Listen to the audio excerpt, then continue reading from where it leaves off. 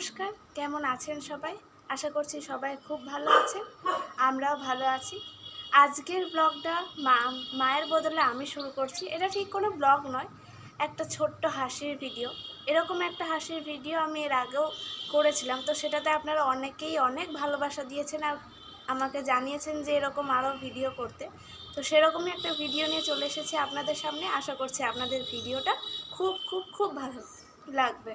তো আজকের টপিক হচ্ছে বাঙালি বাচ্চারা এত কনফিউজড কেন? তারা সব কিছুতে এত কনফিউশনে কেন ভোগে?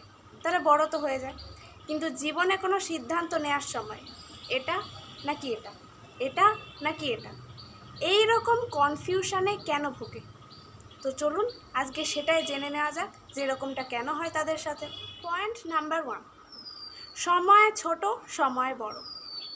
বাঙালি মায়েরা, দেখ বাবু, তুই খুব বড় হয়েছিস, সব কিছু বুঝতে শিখেছিস, এরকম জেদ করিস না বল। এরপর বাচ্চাও সেই শুনে বড় হয়েছে, এরপর সে নিজের মতো সিদ্ধান্ত জানাচ্ছে, মতামত জানাচ্ছে। তখন মা, অনেক বড় হয়ে গেছিস নাকি? নিজেকে অনেক বড় ভেবে নিয়েছিস, নিজের সিদ্ধান্ত দিতে শিখে গেছিস? বাবা বাবা, এই জন্যই তোকে বড় করছি নাকি? ছোটোর মতো থাক, বেশি বাড়াবাড়িটা করিস না, ঠিক আছে? তোর মা আমি, তুই আমার মানুষ, আর তুই আমাকে শেখাবি না যে কোনটা ভালো কোনটা ঠিক। তোর জন্য সিদ্ধান্তটা আমি নেব, তুই না।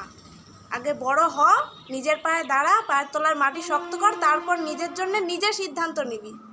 তখন আমি বলতেও যাব না।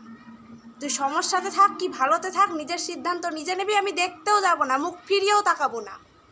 কিন্তু যখন আমার দায়িত্বে আছিস তখন আমার কথা মতো চলবি, আর না হলে রাস্তা খোলা আছে, দেখে নে। এরপর পয়েন্ট নাম্বার 2, বিশ্বাস। দেখ বাবু, বিশ্বাস করবি মানুষকে। বিশ্বাস না করলে তুই জীবনে চলতে পারবি না। তুই মানুষকে বিশ্বাস করবি, এরপরে অন্য মানুষ তোর বিশ্বাস রাখবে কি না সেটা তো তার নিজের ব্যাপার, কিন্তু তুই অবশ্যই মানুষকে বিশ্বাস করবি।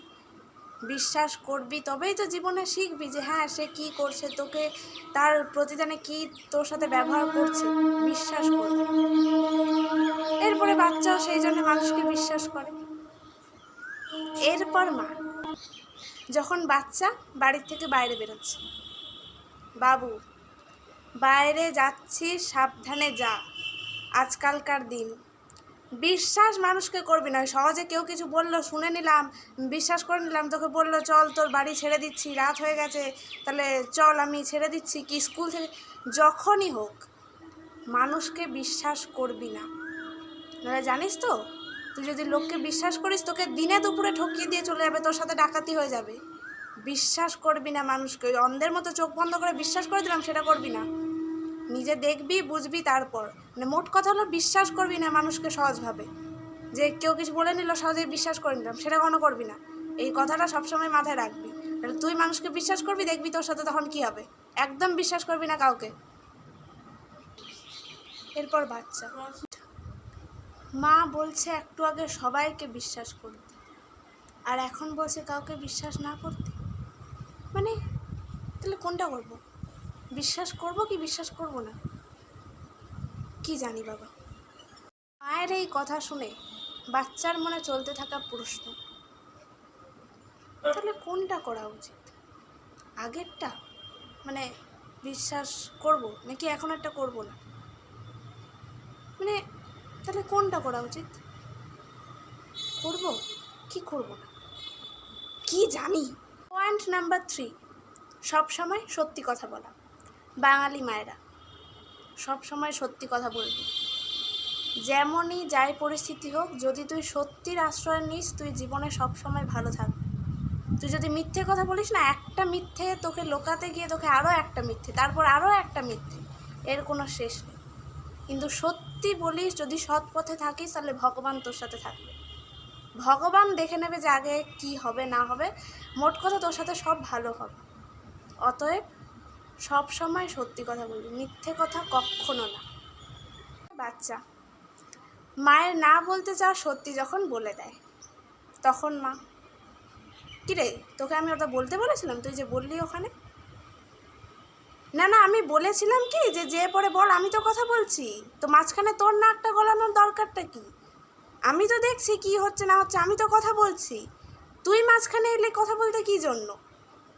দিনরাত খুব সত্যি কথা বলিস তুই, একেবারে মানে সত্যিবাদী যুধিষ্ঠির তুই। সারাদিন তো ঝুড়ি ঝুড়ি মিথ্যা কথা বলিস। মানে এটা না মা আমি এটা করিনি, তো না এটা করিস, না মা আমি এটা করিনি, তো পরে ঠিকই বেরোয়। তুই মানে ভাবিসটা কি যে আমি কিছু বুঝতে পারি না? ঘোড়া ডিঙিয়ে ঘাস খাওয়ার চেষ্টা করিস না, ঠিক আছে?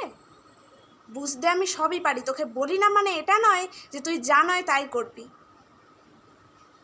অনেকদিন ওষুধ পড়েনি না, কম হয়ে গেছে। আপনারাই বলুন বাচ্চারা কি করবে? তার মা বলছে সত্যি কথা বলবি, আর এদিকে তার মা চায় না এমন সত্যি সে বলছে।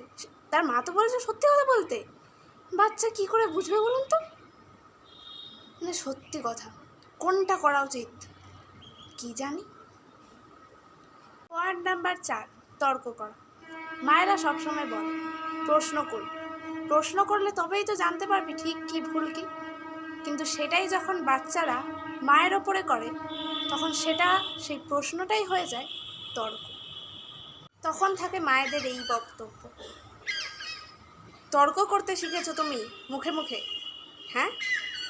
এই শিক্ষা দিচ্ছি তোমাকে, এত মানে পড়াশোনা করাচ্ছি, এত কষ্ট করে মানুষ করছি এই জন্যে যে তুমি মায়ের মুখে মুখে তর্ক করবে? নিজেকে এতটা মানে বড় ভেবে নিয়েছো? মানে কী ভাবছো, খুব বড় হয়ে গেছো? মানে খুব একটা কিছু করে নিয়েছো নিজের জীবনে? কতটুকু দেখেছিস জীবনটাকে যে এত বড় বড় কথা বলছিস? কোনটাকে প্রশ্ন বলে আর কোনটাকে তর্ক, সেই পার্থক্য আমি বুঝি। আমাকে শেখাতে আসিস না তুই, আমাকে শেখানোর দরকার নেই, আমি বুঝি তুই কি বলতে চাস, ঠিক আছে? নিজেকে খুব বেশি বড় ভাবিস না। সেই সময় বাচ্চারা মাকে কি করে বোঝায়?